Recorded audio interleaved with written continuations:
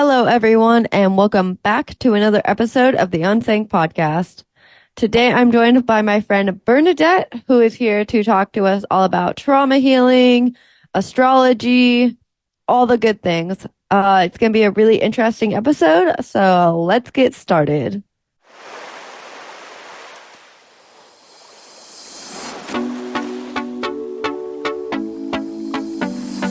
Hello, everyone, and welcome to the Unsaying Podcast, the podcast that's all about staying afloat in the rocky waters of life.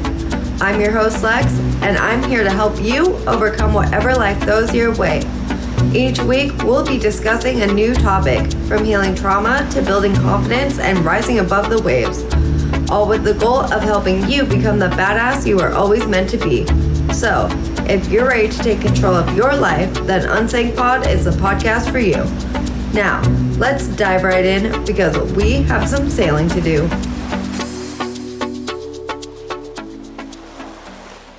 Hello, Bernadette. How are you? Good. How are you doing, Lexi? Good. Thank you for being here. Thank you for having me. Yes, I love your shaved head. It's so cute. Thank you. Yeah. Yeah, I just did this about a week ago, so. Nice. Yeah, very punk rock. Very cool. I love it. Very badass. Yeah, it's definitely a spiritual experience to shave your head. I think if you've been pondering it, definitely do it at some point. It's a really big release. So Yeah, definitely. Very cool. All right, so let's get started by having you kind of get into a little bit of your background and like how you got here today. Okay. I grew up in the 80s and I was born in Vegas. So my very early childhood was in Vegas in the 80s with young people. So you can kind of put together how that may have turned out, but a lot of trauma very early on. But also like very cool to kind of be in the city at that time too, like around a bunch of artists. And we lived in hotels and long-term stay hotels type things. That's actually how my mom met my stepdad, who she later married. He was a neighbor and had come to Vegas to play guitar. Oh, cute.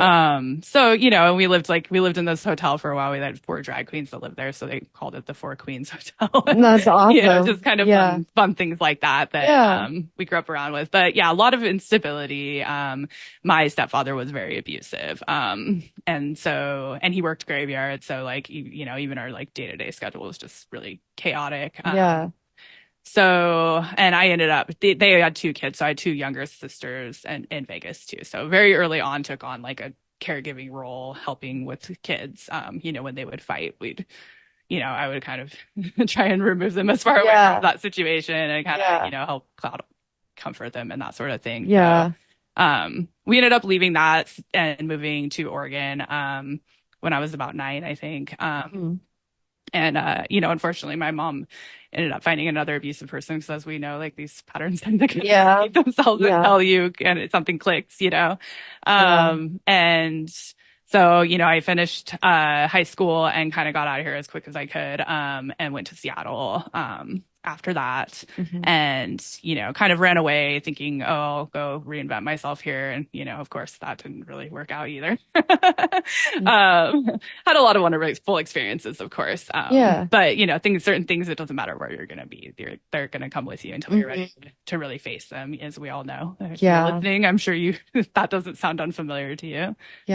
So I ended up, I did kind of reinvent myself in some ways. I got a corporate job and I was making pretty good money and got insurance and those sort of things. But I was also, turned 21. I was partying a lot and kind of, living it up like most people that age do. And I ended up getting pregnant pretty young. So I had a daughter when I was 22. And that whole focus of just being like in my, being the oldest in my childhood,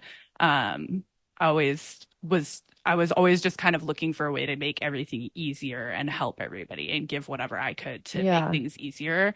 And so it kind of re-triggered that behavior in a stronger way, except it became about my daughter, which is not a bad thing by any means, but not the healthiest thing either. So I really didn't just really didn't know myself, for a very, very long time, which was ultimately the issue. But after having her, I was kind of scared to be alone, scared to be a single mom alone. It's very expensive. And I ended up being in several different relationships through her childhood, that kind of got progressively worse, ending in the like covert narcissistic relationship that kind of got me, to really rethink my whole life. So, I met him in 2016, I met him earlier than that. We started dating in 2016. And shortly after that, I started really working on sobriety. I'd been going to therapy for a few years and had a couple different diagnoses, tried some meds, did, all those things. Nothing was really working. A lot of that was probably because I was drinking pretty heavily. So when I finally started to take that step, and revisit that, a lot of things kind of started to open up, and I started to have, just realization after realization for years. And also started to kind of really find myself and speak out a little bit more, dabbling in advocating for myself a little bit here and there, trying, I went back to astrology, which was something I was really interested in a new way, and got really into that. That really helped a lot with my early journey with all of that. Very cool. And then, we were together till 2020. I left him a few times. He was very, very intelligent. He was not physically abusive. It was all very mental, very calculated. He, kind of did that thing where he painted this picture. So if anyone was looking at our lives, it looked great. We had the nice house. We had the nice cars. We had the things. We went to big events, that were for big deal things, fundraisers and things like that. Our kids did, all the things that a typical middle class family would present. But behind closed doors, it was very chaotic and unstable. And he drank a lot too. So a lot of his behavior could have been centered around his relationships with alcohol and drug. He did a lot of coke too, which I didn't really, fortunately, but he was a DJ too. So we have that in common. Yeah, exactly. So he cheated on me multiple times, but he was never physically abusive. So it was really hard, as a lot of us know, like that's pretty common these days. They've learned they can't hit you directly. So they have to get smart about it. And it's a lot harder to see and acknowledge. And I'm still having moments years later. I left in 2020 where I'm like, oh, that was abuse. Same, literally same. So it's been quite the realization. And when I first left, I didn't even really even look at it that way. I just knew it wasn't working anymore. It even took years after leaving to really fully like kind of see that in retrospect. A lot of it was talking about it in situations like these, and people were like, what the hell? It's because they manipulate you so much. Like they'll take like normal everyday things and like manipulate them in such a way that you like almost don't even realize what's happening. Like with the gaslighting and stuff. I don't know if he gaslit you a lot. I'm sure he did. But the gaslight, it just like manipulates your brain so much that you just like don't even know what's going on in the moment. And then you look back on that and then you're like, holy shit, like what the fuck? Like that doesn't so it's like it's just, that doesn't surprise me at all that it took you years to figure it out because they're so sneaky and they know what they're doing and they're doing it on purpose. And so, yeah, exactly. And and just, they'll find things that like are your weak points. Like when we first met, he knew I drank a lot. I didn't really have like a major drinking problem, mostly just because I couldn't afford it really.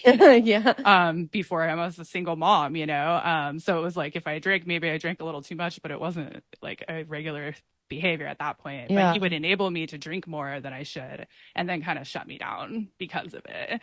And I didn't realize that like was even happening until way after the fact again, you know? And you go into AA if you tell them that your partner is drinking, and if you have any kind of, or at least the group I was with, they don't want you to make any major changes for about a year, they say, so don't quit your job, don't leave your partner or whatever, unless it's an extreme situation. And my sponsor and many of the people I talked to about did not view that as an extreme situation. They wanted me to have compassion for him because he was an addict, which in retrospect is kind of one of the things I don't love about AA, but it did also really bring me around a lot of people who really helped me, and it helped me kind of get through like the idea of the fourth step in any of those programs. I think is something that really we should probably do in like high school, college, because it really kind of helps you see the patterns of where you're, you know. What is the fourth step? It's a step where you kind of go through and you inventory anyone you have ever had any resentments towards. Okay.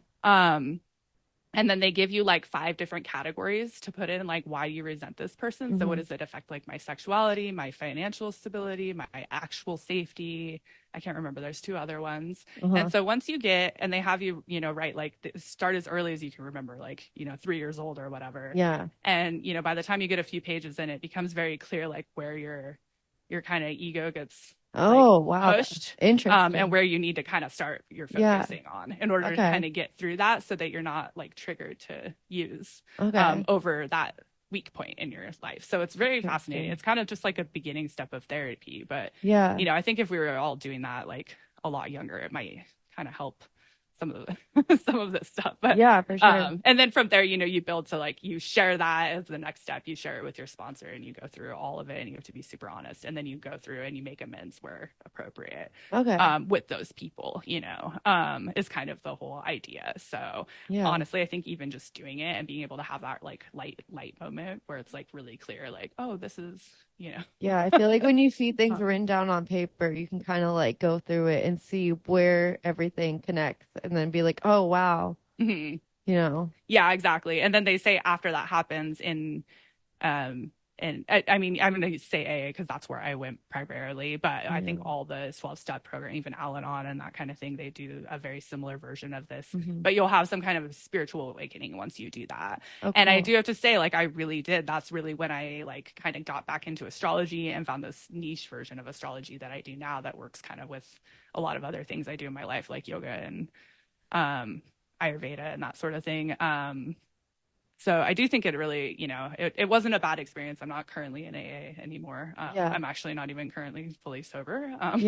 Same. Which is something I've worked with my therapist about. It was something that when I was in AA, it was like I was obsessed with drinking all the time. It was all I could think about. There's something about my brain chemistry, like, wanted it more because I couldn't have it. I'm the same way. Like, I tried to quit drinking cold turkey, and then like I feel like I noticed it more.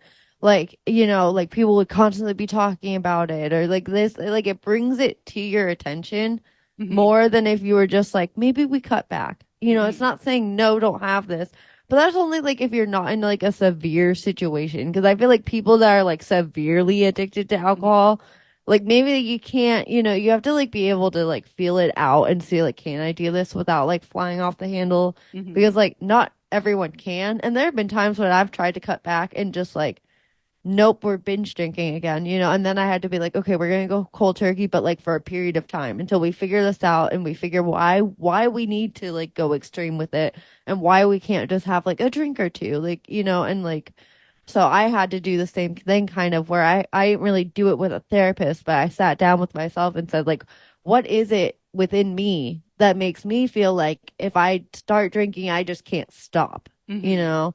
And because I quit Coke, you know, and that was somewhat easy, you know, but for whatever reason, I just feel the need to drink or whatever. And then like trying to go cold turkey made it worse. And so then, but I finally gotten to a place where I've done that inventory in myself and like looked within of like why it's happening. And I've gotten to a point where I could just drink, you know, chilly, you know, like just moderately drinking.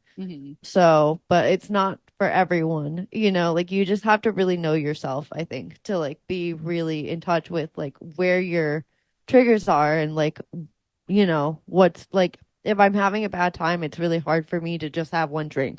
Like if I'm in a bad place mentally and I start drinking, I'm not going to stop. I'm just not. And I know that about myself. And so I have to be like really careful about when I drink, you know, and just like certain things like that, you know.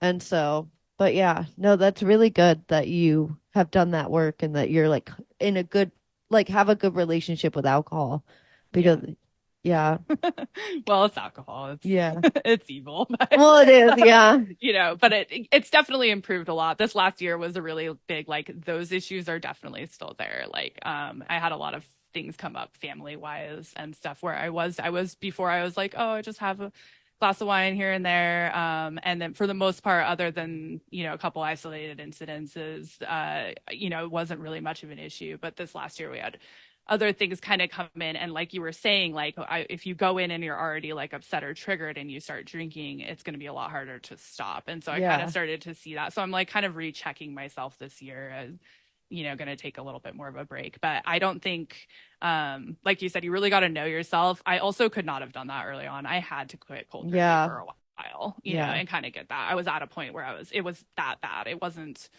go to rehab bad necessarily for me, but you know, and then there is that line where is it substance abuse or is it like true physical alcoholism? I think is there, you know, there is a line there that isn't always seen you know, by people. So yeah, if you're drinking and you're drinking because you want to enhance a nice meal, it's probably not going to be that hard to quit. You know, but if you're drinking because you're had a rough day and you're hanging out with a bunch of people who drink a lot by nature and you're going to a party, it probably, you know, it's gonna be maybe a situation if you're really trying to stay sober, like, but, you know, put yourself either have some kind of a plan in place where you've got like a person you can kind of lean on and help hold you accountable, or maybe just sit that one out, you know.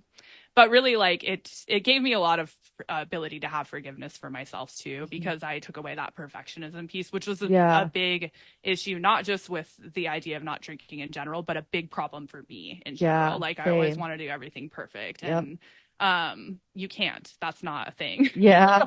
And so when you set yourself to have that high of a standard with everything, it's, you know, it's something that you got to kind of shed in that way. And I'm able to kind of forgive, forget, and move on a lot more easily and not have it impact my daily life by just, you know, taking away that rigidity of 100% sobriety. And it's cool. There's a lot of other options now too. So it's not, you know, quite the same as it was, you know, nearly 10 years ago in 2016 when I started all of this. You know, where that's a lot more seen now. And there's, you know, especially through COVID, I think all these different new sobriety groups popped up that people meet on Zoom now too that are a little bit different. But yeah, either way, I think, you know, him drawing that to my attention and even amplifying it and kind of making it worse for his own benefit to like gaslight me and you know, kind of get control over me in different ways was actually like a really great gift, because if I hadn't gotten sober, I don't think I'd probably still be with him, you know? So he kind of shot himself in the foot. As they do. You know, underestimated me a little bit, I guess. Maybe, I don't know. But yeah, so I left him a few times. And I realized that, you know, I was probably going to have to like leave the state in order to leave him. You know, and been kind of thinking about it, was kind of figuring out like, do I want to move somewhere else? Do I want to go back home to Oregon? Like, I don't really know. And then COVID hit. And kind of shut everything down. And that, you know, very quickly made things a lot worse, because all of a sudden instead of me being kind of like a glorified nanny taking the kids everywhere, doing the kids thing, and him being at work all the time, and we didn't have to interact like as much. It was easier to kind of ignore a lot of the behaviors. When we're at home together all the time. It got really a lot it rougher. Amplifies everything for sure. Small spaces, you can't really leave the house. Exactly. And he drank a lot, and so he just started drinking, you know, like noon or whatever every day. You know, and that got old really fast, especially when I was trying to stay sober and going through a pandemic, and couldn't go to my meetings anymore and all that, you know, get away as much, you know. But because, you know, we were given unemployment, and I had never given away full control of my ability to make my own money, fortunately. Smart. I was able to get unemployment, and I started stashing that money away to move, and ultimately decided to come back down here to Oregon. So we moved in August, and then our house burned down in the wildfire they had down here right after that in the beginning of September. So I think the world just was like, I think saying like we didn't clear out enough stuff when we moved, so like that had to happen, and we weren't supposed to land where we landed and all that. So we came down here, and again, you know, just had like, oh, okay, well, we already had all this other stuff to unpack. Here's some more other stuff to kind of work through. So but again, I think it was really a blessing. It got us back to Ashland, where we were looking at living in Phoenix, Medford, and we ended up back in Ashland, which was a much better school for my kid to go to when school started and everything. And, you know, like, so I said, I'd done a fair amount of work by then. I was going through therapy that whole time, continued my therapy and everything.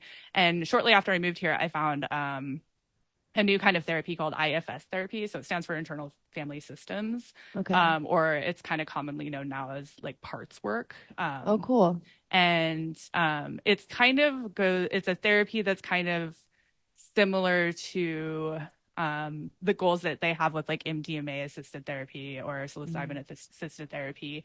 But you're not using any drugs. So it's like a little bit slower kind of a process, but it's kind of the same goal of working with those parts of you that get like stunted when trauma happens and being able to directly like listen and acknowledge them and hear what they have to say and give them whatever it is they need to kind of stop interfering with your life. Because the idea is these parts come in and then they become kind of they come in when you're triggered. And then they put you in a pattern that worked at the time initially, but often does not work anymore. And so it makes it really hard to kind of progress past that if you don't assess that. So that's kind of where I'm at now. And I found this to be, I started doing therapy, I think in 2014 or so, really seriously. I've done a bunch of different types of therapy, and I found this one to be just really very fast moving. Like you get a lot out of it really fast. Cool. And it's just really changed like everything for me. So I highly recommend that. Is kind of currently what's really working for me. Very cool. So. How did you get into that? Like, how did you find someone to do it? How did you come across it? Like all that kind of stuff. So it was actually just kind of dumb luck. Like the world just kind of was like, here, you're ready for this. I had been, moved down here, so I had to find a new therapist, and I had one, and I just wasn't really bonding with her too much. I kind of felt like, I don't know, something was just off. I don't want to like say anything about her. It was we just didn't really have like a good, if you've done therapy, it takes a couple to find one that you kind of mesh well with. And so I was just kind of low key looking for another therapist, and I found a post, somebody else was looking for a therapist on a Facebook group, and somebody mentioned this therapist and said that she was amazing, but she does this weird therapy called IFS. And I was like, I love all things weird. So I'm like, ooh, what's this? Right. Yeah, exactly. I found a couple of podcasts, listened to Richard Schwartz. It's kind of the founder of it. Okay. And he also, I found a podcast with him, and then I found a podcast with him and Gabor Mate, who is super revolutionary and has really changed the way we think about addiction a lot through his research. And they kind of did two separate things for two different reasons, and ended up finding that this was like the most effective way to deal with like any trauma. So Richard Schwartz came in, and he was working with people who had eating disorders initially. And then, like I said, Gabor Mate was working with people who had severe addiction, and they kind of came like same thing. That working with these parts, and they have like different different way of like their philosophies of what they named things and stuff, but like the idea is the exact same. And I had been really impressed by Gabor Mate's work since I started doing my own recovery work for years, and I've read a lot of like anything I can get my hands on of his. I think he's very fascinating. So that was already like a point in that that category. So we set up like a call, like a little phone interview, and we just immediately clicked right away, and I've been going ever since. So it's been a couple years now. Oh wow. Of doing that work, and it's just been really fascinating. Very cool. Yeah, it's a little woo-woo. I think the simplest way to explain it is like, it's sort of like a guided meditation. Very cool. Kind of an idea where you're doing a body scan and you're identifying something in your body and kind of honing in on that, but then interacting with it and not just like breathing into it, but letting it kind of breathe into you also and see what it has to say, and just kind of orally or, whatever, usually orally in my case, saying whatever feelings are coming up as I focus on this one part. Cool. But yeah, it's kind of crazy. Like, it's not been super drastic, but just like little things that were hard started to fade away. Like things that, I always thought like I had like ADD or something. Yeah. Because I couldn't like finish doing my laundry. Like I'd get one step in, and then, like little caregiving things that were like, why is this so hard? Like everybody does this. Like I couldn't ever finish. All of a sudden I just started doing them. Wow. Just as I progressed. So it's just been really interesting. I highly recommend giving it a try if you can find somebody to work with. And a lot of coaches are doing IFS informed therapy now too. I'm actually in training to do that. Oh, really? Myself. So yeah, eventually a couple of years from now, that'll be something I'll be able to offer in a more formal way, hopefully. So very cool. Very cool. Yeah. So that's the very long version. Nice. Of 40 years. I guess it's pretty short. Yeah. So that's really cool. I'm glad that you found something that works for you and that is like helping you. I feel like therapy is different for everyone, and like healing is different for everyone.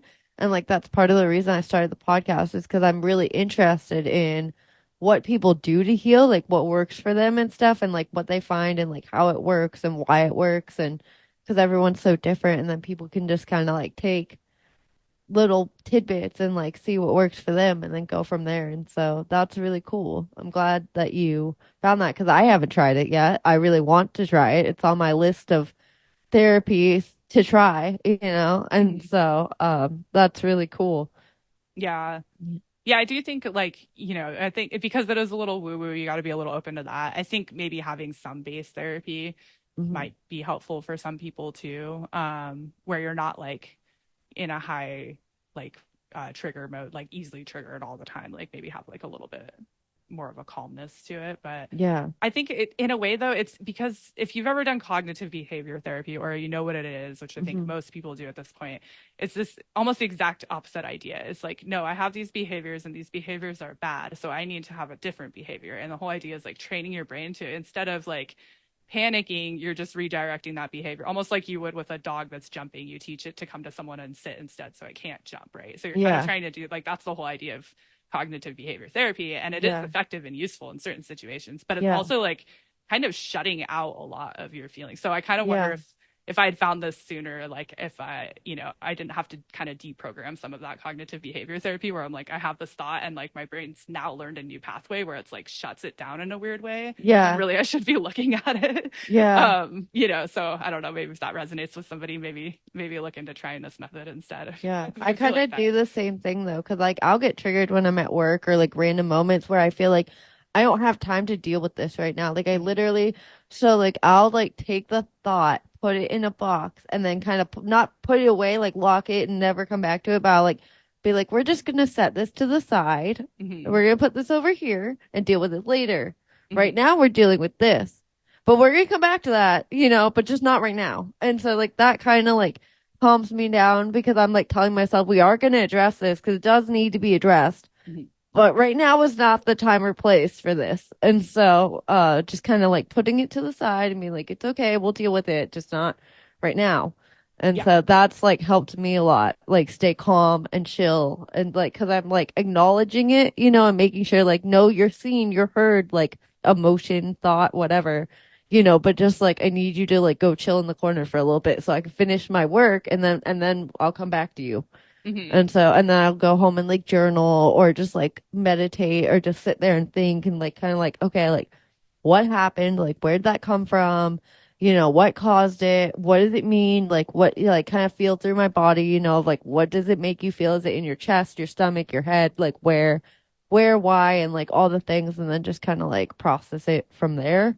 But it's just like finding, like the time and the place to do that instead of just like we're at work and we're freaking out and so yeah, because that's been, I don't know, for me at least hard of just like, because like with trauma it's not just like, it's not convenient really of just like I'm gonna wait till you're at home and you have time to deal with this. It's like, no, we're in the middle of a shift and it's really freaking busy at work right now. How about we freak out, and so it's like yeah, that's helped me a lot anyway of just like, okay, we can still deal with this. It's still valid, but we're gonna put it over there and deal with this right now. And like, I don't know.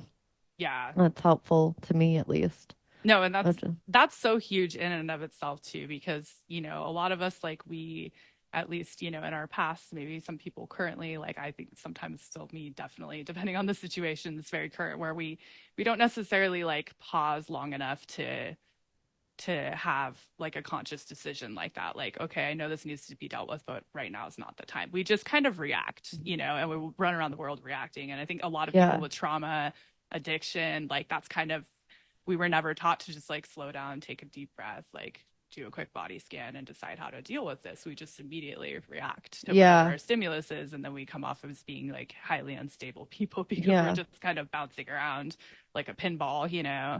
So that's so huge that you can do that. And I love that you made a point multiple times in explaining it that you are going to go back to it, because that's the big difference. You just box it up and shove it away, then that's not going to really benefit you either. Yeah, exactly. It'll come back out in, binge drinking or whatever. Yeah, exactly. And see, when I'm drinking, that part of me that like can turn it off and like put it in the corner for later, that part turns off. And it's like, nope, we're freaking out. And there's no, let's deal with this later. It's just, nope, right now. Mm-hmm. Like whatever you're feeling it, and you're feeling it big right now. Mm-hmm. And so that's where I've had to be like, reel myself back in and be like, okay, well, you still need that part of your brain to like function. So maybe let's not get shit faced so that we can still stay in control of what's going on, because like, what if you're out drinking and you get triggered?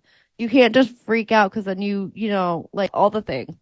And so it's like, you still like, you can enjoy drinking, but like keep it to a point where it's like, I still have that part of my brain turned on, I guess, if that makes sense. Like, so it's just like, because I like being in control, because whenever I'm not in control, it just gets ugly. It gets bad. And so it's like, let's maybe not. There's got to be like a happy medium, I think, Yeah.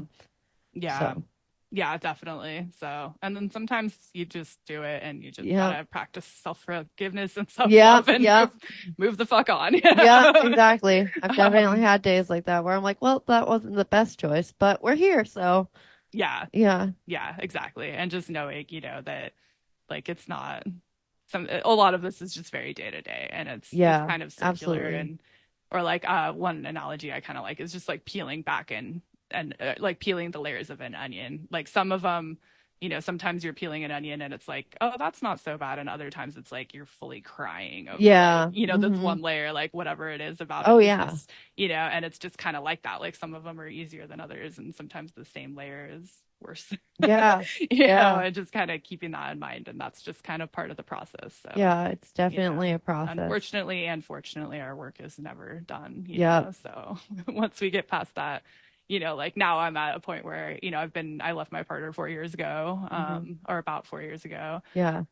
For good. And, a couple years into that, I kind of started to like actually be able to realize that, I wasn't just a victim, and kind of get out of that victim mindset of, that this person like did this to me and they're bad and I'm a victim and it's all them. And kind of started to realize like, well, actually these behaviors that got me to this point with this person was something that was ingrained in me at a very, very young age. That I never really had a choice in the matter. I was too young to make a cognitive decision about it. And because of my behavior around trying to make sure everything was nice and peaceful as possible, and sacrificing myself for the greater good, like I literally, it was so bad that like if I came over to someone's house and they offered me like, a drink or something, I would be like, oh, I can get it myself. Like I wouldn't even want to bother you for a glass of water, Yeah, I'm like that. So bad. And I have to remind myself now, like, especially like actually like, no, I do actually want a glass of water.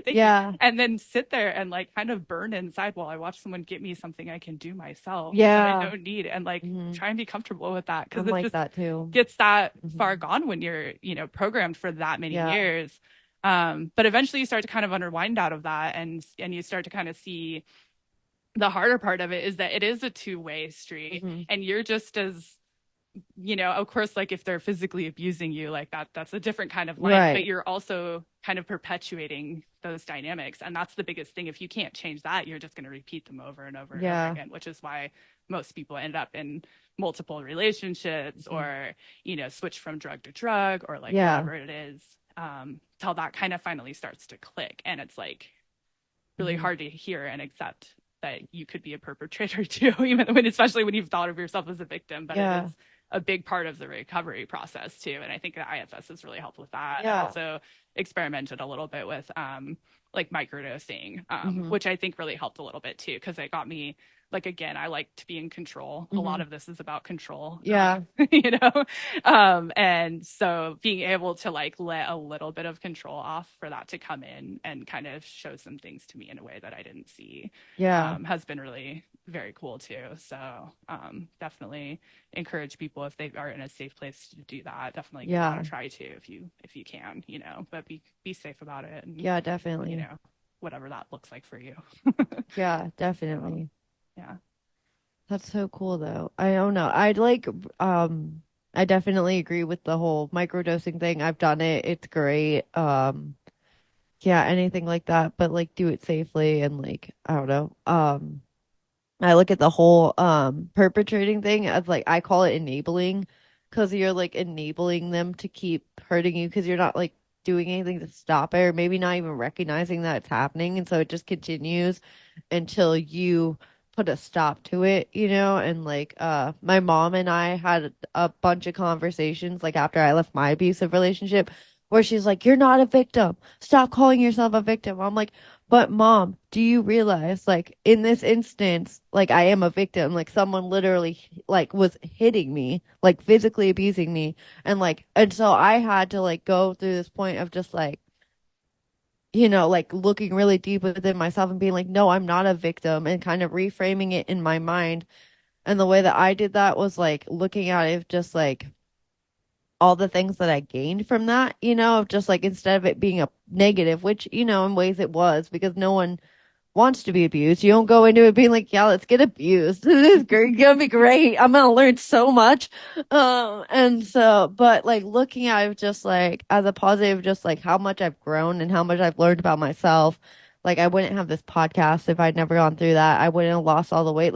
I think it needed to happen, and I'm grateful for it. I'm not really necessarily happy it happened, but I'm grateful for it because now I'm like a completely different person. Like I feel like I was like reborn after that, basically, of just Mhm. like because I mean, it basically like broke my brain down, like you're broken down to nothing and then you have to like rebuild yourself. And so in that rebuilding, it's like relearning yourself, getting to know yourself, like all these different things, and then trying to figure out how to heal and like different healing modalities and everything that you kind of just know yourself so much better afterwards. And like, I don't know. It's been like a really crazy journey, like hard, but like good at the same time. And then just realize like coming to a place of like I'm not a victim and like I'm grateful that this happened and like just kind of like having a lot of like respect for the journey of it all. Mhm. And so like I don't know. It's been really cool because I used to get so mad at her. She'd be like, "You're not a victim." I'm like, "Yes, I am."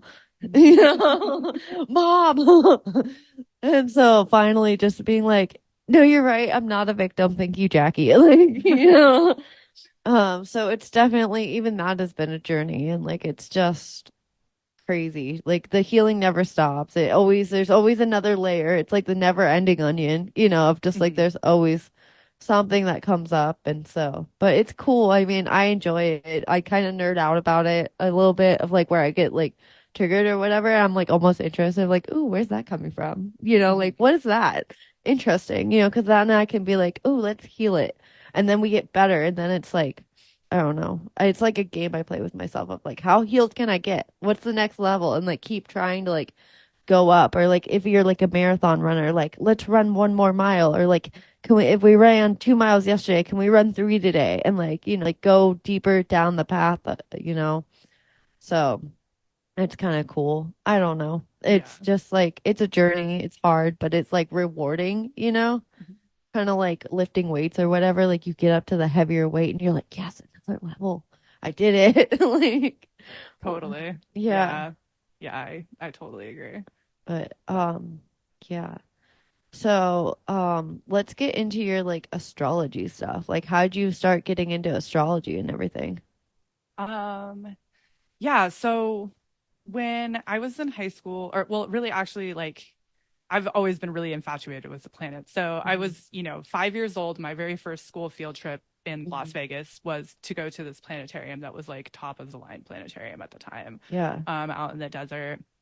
And they had just gotten I want to say Voyager 2. If you're super nerdy about that, I'm sorry if I'm wrong, but I'm pretty sure it was Voyager 2 got like the first real pictures of Neptune that we'd ever seen, like Oh 89. wow. And we got to see that like in the planetarium, and Oh I was just cool. immediately like, whoa, what is out there that like Yeah. looks cool? Yeah. So it's not even just astrology, just like fascination with space and, kind Yeah. of a sciencey, nerdy kid myself. Uh-huh. And so when I found astrology, like in high school, like most kids do, you know, I bought a book and started learning, you know, this was long enough ago that you didn't have an algorithm to like plug your info into to get your stuff. So I actually had to get a book and calculate everything by hand. And I did my chart for like me and all my friends and any family and anybody who'd let me, basically, and figured it all out. And I just kept finding like it just didn't quite feel fully accurate. Like certain things felt accurate. Like I'm a, you know, and this is Western astrology I'm referring to, which is kind of the common astrology that most people in say English speaking countries use. And I'm a Sagittarius, and I definitely really resonated with a lot of things about being a Sagittarius, but my other placements didn't really quite add up. They made me like portrayed me as a much more outgoing person than I really seem to be. Like I'm a lot more internal and like getting into deep conversations and philosophy, which is why I like the Sag thing, but I'm not necessarily like a big presence in a room, you know, in the same way. And along with some other things. So I kind of ended up like tabling it after a while and moved on to other things. And when I had my daughter, I have a friend who is a Vedic sidereal astrologer or Jyotish astrologer. She actually works for a gemstone company that she kind of fell into this job right after high school, and she's still there, you know, 18-ish years later. And she did our Vedic charts, which is the same concept, really. But when you know, whoever was in Greece got all the information about astrology, like whenever they were traveling through, you know, to approximately 2,500 years ago, they didn't get the math quite right. So they didn't account for the precession of the equinox. So now if you like pull out a star, like the app and look, you'll see like sun, you know, I think sun's right in Aquarius right now. And I think actually technically today, both signs say it's in Aquarius because there's a little bit of an overlap, but it's off by a couple weeks for a lot of people. So if you're born like mid-month, your signs, like either chart is pretty similar. But if you're not, then you may have some variances. Usually it's off by like one sign for your rising moon, you know, everything. Just kind of depends though. Some people's are very similar. Like my daughter's is very similar either way you look at it. It's pretty different though. So she gave me that information and she gave me like a quick reading for me and my daughter. I was like, that sounds like a lot more accurate for me, at least. This is really cool. But I had like a newborn, you know, and I was dealing with all of that. And then, you know, I just kind of kept it in the back of my head, but never really researched it. She gave me a couple of astrologers to like follow, and I signed up for their newsletters. So I get their newsletters and read them monthly. And that was about it until 2016 when I got sober and I did that fourth step that we were kind of talking about. And had my like spiritual awakening was what they kind of say is going to happen. I just for some reason was like, what's up with that astrology? I want to look into this a little bit more, you know. And by then it was like podcasts were coming out and there was a lot more resources available, YouTube, all that kind of stuff, and I was able to just really kind of like deep dive into it. And I ended up deciding that I wanted to like learn it so that I could teach it and help people. And I think it's really helped me a lot because I can kind of forecast like what based on like the major transits of the year where I should be paying attention to and what kind of work I should be doing. So it kind of helps give me like a drive. Like if I know I've got big activity happening in my career house this year, then that's where I need to do my like trauma work around being able to progress in my career, like whatever that is, you know, because these things affect everything, right? So just because you don't think of your career as being traumatic, there's probably things that have happened with your inner trauma that you can would affect your career. Exactly. Like for me, like imposter syndrome was huge. You know? I've been talking about doing my own astrology podcast since I learned about this stuff in 2016, and I'm finally doing it this year because I had to really get through that imposter syndrome that I actually knew enough to be able to help people. And then also like be walking the walk a little bit too. Like, you know, I think with a lot of us like that kind of end up in these like abusive dynamics, we really do want to just help people, and that's where a lot of it comes from. And so now I'm able to kind of, you know, help myself enough to really show up and really be able to help people. 100%. You know, so I'm kind of in that shift right now. But yeah, it's just really helped me like just kind of keep focused on like a couple areas at a time and not get too overwhelmed by everything. So, and I know there's a transit happening, you know, and then I can kind of foresee like icky things. Like I can kind of keep that in the back of my head, maybe make my week a little bit lighter that week if I see something funky is coming up. This whole year is very funky. You know, I think we can all feel that. You know, and so I just kind of know that. And so so I've been doing readings for a few years now. I have a newsletter that I've done off and on. But this year I'm really starting to, I do have my career example was for a reason. Like that is a big part right now is I have things coming up to kind of be able to put me in a position to grow that for the first time, you know, since I started this steep recovery. So that's kind of my focus for this year. Whereas, you know, my previous years before that were around other things, you know, so I really like that. Like for somebody who's kind of scattered and easily distracted and easily triggered, it really kind of helps me to kind of ground in certain areas and plan around that. So I think that's really helped a lot. And I mean, I find it to be deeply accurate, which definitely helps too. So as well, you know, if like I know, you know, something's coming up around my home, like I might not know exactly what it is, but like I said, I can make sure that my insurance is up to date. I can make sure that I am planning accordingly, that I've got some money saved if for some reason, you know, I'm in a rental and I might lose my rental, then that's what that energy is around, you know, I can kind of adjust my life accordingly. So things that are inevitably going to happen don't feel quite so impactful. And I think that's part of why I was able to take my house burning down so well. Was like, I didn't know my house was going to burn down, obviously, but I knew that there was a big transit happening. And he had, and I looked at his chart too, and I really thought it was actually like at that time, part of why I left when I did was he had gotten a bunch of money for PPP for a small business to pay employees.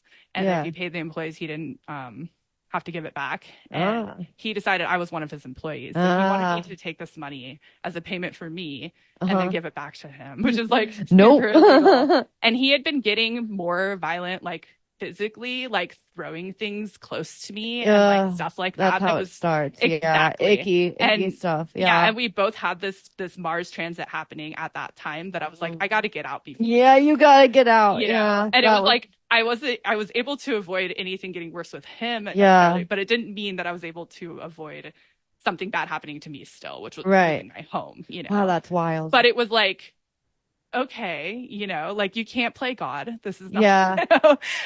But also like, I'm not as surprised as I normally would be because I saw this and was able to kind of keep it in the back of my head. And, you know, that's where like some people are like, well, maybe you just manifested it. And like, I can't really say one way or the other. That could be true. You know, but either way, like I like that it gives me a lot of direction with just like kind of focusing on one thing and like working on that area of my life and then kind of getting that good and then moving to the next thing. And because it is a circular cycle, you come back to everything. You know? So it's kind of like, again, the layers of all these different onions. So you peel back a layer here, then you move on to this. And then, you know, you kind of regroup when you get to it and you've learned in all these other ways. So yeah, I think it's really fun, really cool. And it really works well because it's the astrology that I do is based in Vedic teachings. So it's meant to work with yoga practice, meditation, palm reading, if you're into that sort of thing, Ayurveda medicine, Ayurveda eating, which I was already doing a lot of that too. So it kind of works in conjunction with the basically the oldest sciences we know of because almost all of it was told by chant. So there was no way for like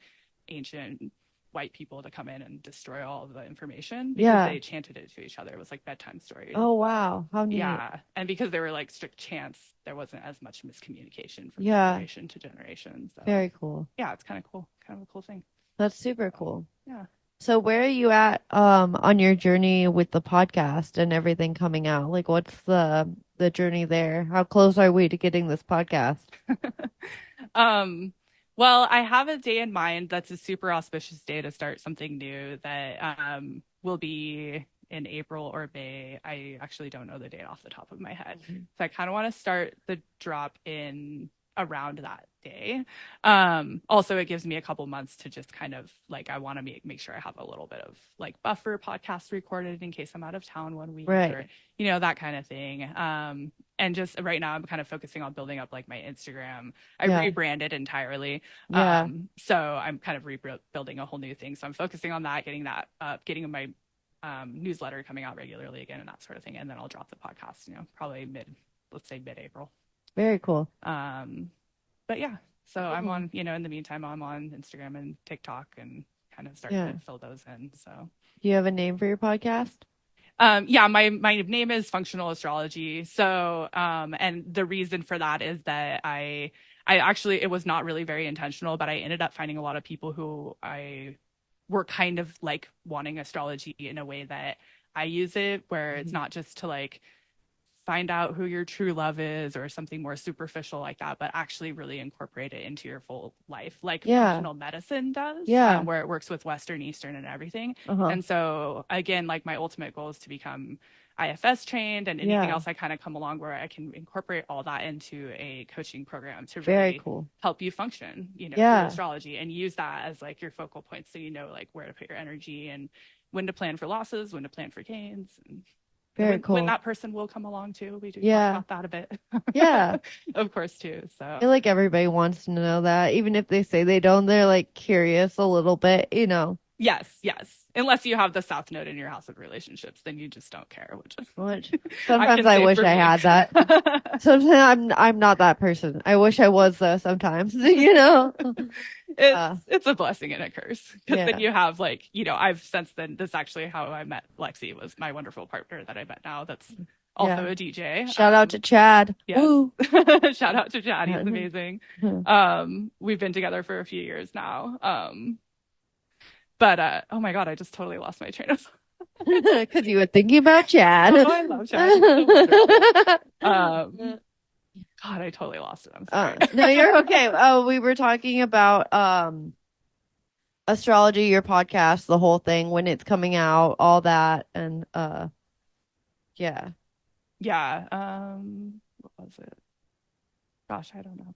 Oh, just I guess it was just saying, like, I found Chad in my relationship, but like I have a sense of detachment with relationship in general in my chart, and one way that that's actually worked out really nicely for us is because he is a DJ, and he kind of has like a public attention to him, often in situations we're together, he's kind of the one in the limelight and I'm kind of over here doing whatever I'm doing. And that's actually given us kind of a nice detachment, where that way it works in a way that makes sense.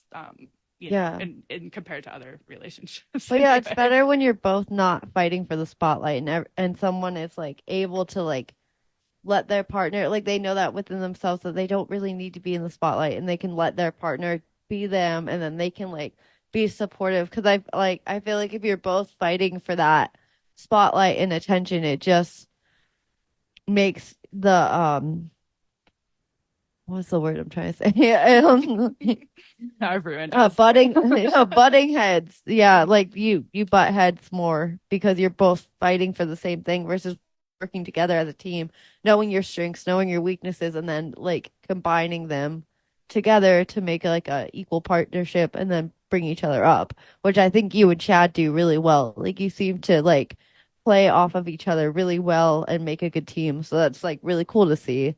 Yeah, exactly. And it's kind of funny too, because I know everybody who will give me their info. I'll look at their charts, and I've now, since finding this dynamic that I have with him and kind of laughing about that, and then also like seeing how it kind of played out in other relationships too. Like, like I said, my ex was a DJ, but I kind of always end up around musical people. And this particular placement, I found like other people who are in a long-term relationship with somebody who's also like, in a like stage type presence, like they often all have that same South Node placement. Interesting. I wonder what my South Node placement is now. Like, we'll have to look at it. I know I've looked at your chart, but I can't remember off the top of my head. I can't remember what you said either. I'm sorry. Oh, it's okay. It's a lot, because it's like, it's sort of like when you first learn yoga and everything is, it literally is a foreign language. But then all of a sudden, all these terms they use, like Savasana and Namaste and all that, is like second nature. Everyone knows it now. But there's a lot of Sanskrit in Vedic astrology. Very cool. Sounds overwhelming and scary. Like they call the South Node K2. If I call it the South Node, everyone's like, cool. But if I say K2, then people are like, what? What are you talking about? Yeah. But yeah, he's been really wonderful. And it's, he came in with his own kind of similar situations in his past with relationships, and we were able to really kind of come together and grow together. So we actually started out kind of rough because we were triggering each other a lot, like to the point where like his ex that really did hit the real number on him. He met on Halloween in a bar. They went home together that same night. I met Chad on Halloween. Oh no. We did go home. We did not like do anything really, but he needed a place to sleep, and so I let him come home and stay with me that night. And so there were like a lot of these little things where it's like, again, the world's gonna put you in this place where it's gonna keep bringing things up until you face it and work on it. And it's really cool. Like our relationship is just really magical in that way, because we were both able to kind of come together that way. And instead of it being like where we end up at each other's throats all the time, we were able to kind of gently communicate together, or mostly gently. We're humans. Like, hey, I'm seeing this pattern here, and I think I know what it is, and like I think we need to work on these things together and individually. And I was lucky enough that I found somebody who was willing to put in that work, know. And now here we're a few years in, and it's like a completely different dynamic. Now it's like so much more calm, and we've both done so much work and grown so much in such a short period of time. How long have you been together? A little over 2 years now. I don't think we're quite at 2.5, but pretty close to 2.5. Very cool. So, but yeah, the first year was definitely a little intense. I had been celibate for like a little over a year at that point after leaving my ex. Had not even tried to date at all. And then in a therapy session with my therapist, we were kind of talking about dating again. And I was like, I guess at a certain point, I have to go put myself back out there again, because I can only grow so much by myself. Kind of had like that awakening moment. And like within a week, Chad was just there. I was like, oh, okay. I was just acknowledging this. I wasn't quite ready. You're like, I didn't really mean like right now, but okay. But yeah, it is kind of funny how like as soon as that clicks, like that's the way it happens. Like, boom. It's like you're ready even if you don't think you are. But yeah, I'm really happy to have kind of be able to come through that other side of it and see, like, of course we're still learning, and neither of us are perfect, but we're able to really like nurture each other in a proper, healthy way that's like helps us both grow together and separately, and show up in just a calm way. Like it's not, neither one of us are craving chaos anymore. Like that's we're good. Fine with the calm, and like when you have that kind of heavy trauma all the way through your whole life, like it feels so normal to have chaos, or like in early sobriety, that's something people comment on a lot too. Like they're used to so many things, you're hungover and then you're drinking again, and then your hormones are all over the place, and your blood sugars are all over the place. And it just feels so weird to just be chill, I even notice it now of just like, I'll go through a period of time of like where I'm calm and I'm chill and I'm used to it. But the second I get triggered or something big happens, I'm like, I am so prepared for this. Let's strap on the back. I know what to do. Like I'm ready, like my body knows what to do, like it just snaps into place. And like, I recognize like that's the thing that I've most recently noticed, that it's still in me, and I had a good cry about it because it's kind of sad of just that my body so quickly remembers, because the body keeps the score, and like it was just so quick to jump in and just be like, nope, this is what we're doing, da da da da, and just still to this day, 3 years later, still so ready to just boom, I know how to deal with this. Like you could put me back in that, please don't universe, but you could put me back in that situation and I would be primed and ready, and like it's just so wild, that like your body just remembers, and that it hangs on to that chaos and that trauma, and it just clings to it for dear life, and you have to really work through it and try to get it to like uncling itself, and just like, nope, calm is good. Like calm is chill, calm is good. And like, it just, that to me is just so wild. Like one of the most wild things I've noticed about healing, because it's like, why? Like, why would your body want to hang on to that? Why would you want to hang on to something that's so bad, or like traumatic or like not good for you even, but I guess because it's familiar and our bodies like what's familiar. I mean, that's the only thing that I can assess out of it, So that's that's where I'm at right now, with all of that. I'm just like, wow, okay. Yeah. Wild. Yeah, it's Wild. crazy that they say like there's a couple different ways of putting it, but like the neural pathways, like they really want to go back to whatever the original one was. So it takes a lot of Yeah. effort to like change that, but it's still always there. Yeah. And in some point in your life, you're probably going to be grateful for that because something truly traumatizing will happen and you won't just freeze. Like you'll be able to respond and like show up in a way that will actually like it'll actually be useful at that point in time. Yeah. So it's not like a complete wash. True. But like, yeah, what is it? Gosh, I was just seeing this meme the other day that was like so funny, and it was like something about, you're just we're all just here kind of trying to teach our brain that like whether or not you want to like drink tonight is not a fight or flight like thing. Like you're not being chased by a bear. Like you don't need to respond the same way. Like right. we don't No, need literally. those same energies. That's I can't remember that. I wish I could remember it a little better. But Yeah. the basic idea of that is just like we're all just kind of trying to teach our brains like that's not necessary anymore. And that's one thing I do really like kind of like about the IFS therapy too, because that is like a part of you, and it's not ever going to fully go away, but being able to like get in touch with that part of you a little bit more and see why it feels that way and why it feels like it needs to come in and manage it, and then you can kind of come in with your actual self and kind of tell it, in so many words, like, thank you for your service. Like you helped me, you kept me alive. Yeah. But we know another way now. Yeah. And we can do it this way now. And I can do this for you. You can, sit down. Yeah, just chill. Thank you for your service, but chill. Yes, you're on vacation now. Yeah. Whatever way that looks like for you. Yeah. And that really kind of starts to kind of relieve some of that like instant thing. But it is crazy how like so many years can go by and then all of a sudden one little thing happens and you're just like right there again. I'll get caught off guard by it. Like I won't expect myself to respond like that, and then I'll just be like, whoa. Like it's crazy, and then I have to take a step back and just be like, actually, no, we're gonna do it this way. But still, that's like crazy. And then I'll like bookmark it and be like, come back to that. Like, why are we doing that? Like let's put a pin in that, because we like I'll like almost talk to myself. Of just like we need to put a pin in this. Like we need to talk about this. Like to myself, like me and me need to sit down and have a chat about this, about why that just happened. And so I'll just like kind of sit with myself, and just be like, okay, what's going on, bud? And like almost therapize myself of just like, okay, you freaked out. Like, why the freak out? And then just kind of like assess from there. But it's just wild. The human body is wild. The human mind is wild. Like it blows my mind, which is why I find it so fascinating, because it's just like, holy shit, like our brains are just wired so interestingly, like why can't we just get over things and move on? Why is it not that easy? Why do we come back to the same things? Like why? And like the whys fascinate me, which is why I do so much research on this. And like, I don't know, because I just want to know, like why. Yeah, that's another thing I love about astrology too, because it's just like never ending depth. You can just keep going and going. Yeah.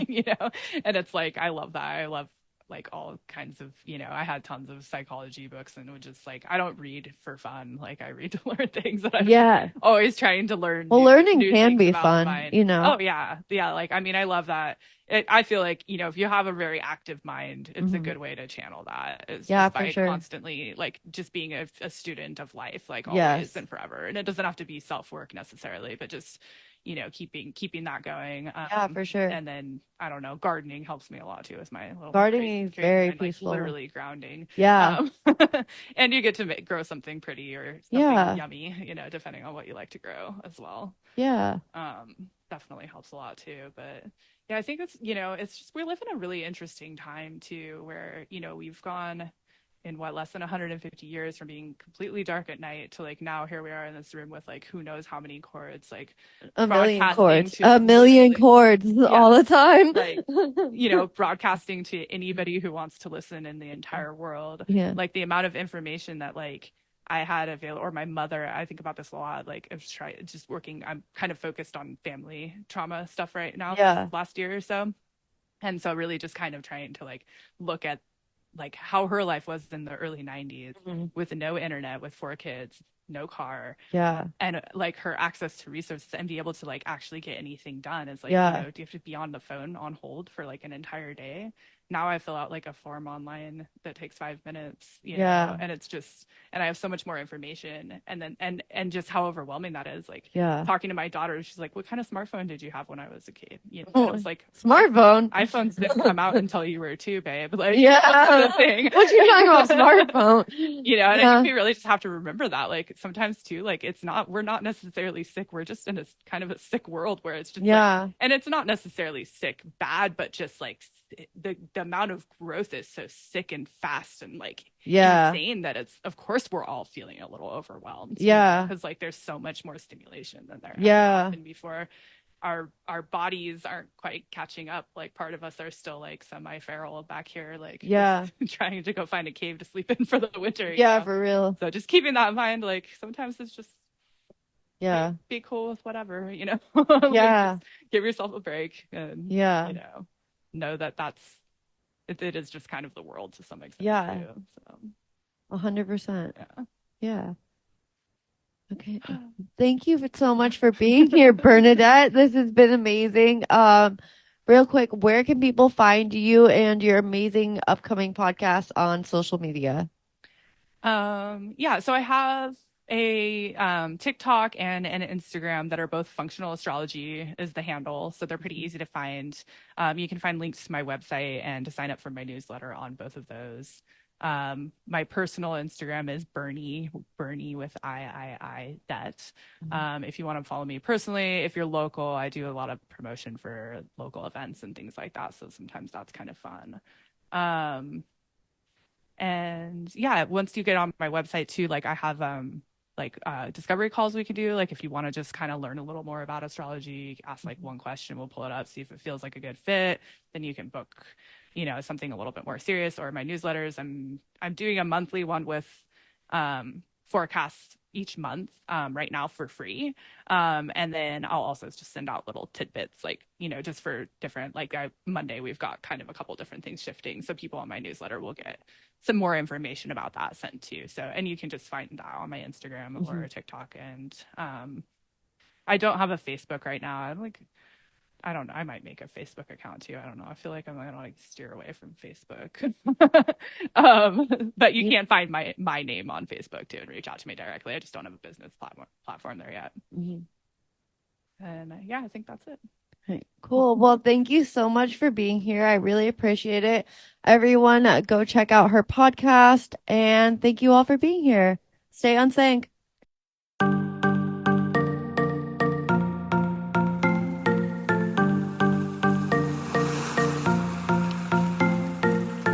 Thank you for joining us on this amazing episode of Unsync Pod. I hope that you found inspiration, healing, and the courage to rise above the waves of life. Remember, in the depths of healing, you can find the strength to resurface and reclaim your life. To stay connected and receive updates on future episodes, follow us on Instagram at unsync.co and unsync.pod. You can also find us on Facebook and Twitter at unsync_co. For additional resources and information, visit our website at unsynco.com. Stay tuned for more empowering conversations, insightful interviews, and valuable tools to support your journey towards trauma healing and mental health. You can catch all our episodes on popular podcast platforms such as Apple, Spotify, Amazon, Stitcher, and many more. Before we part ways, I want to extend my deepest gratitude to all of you who have shared your time with us. Your openness and willingness to explore the path of healing have made this podcast truly special. Let's continue to uplift, support, and heal together. Until next time, remember that you are not alone in your journey. Together, we can rise above the challenges and find peace within ourselves. Keep healing, keep growing, and keep spreading the light of healing to those around you. Take care and remember to stay on sync. Bye, guys.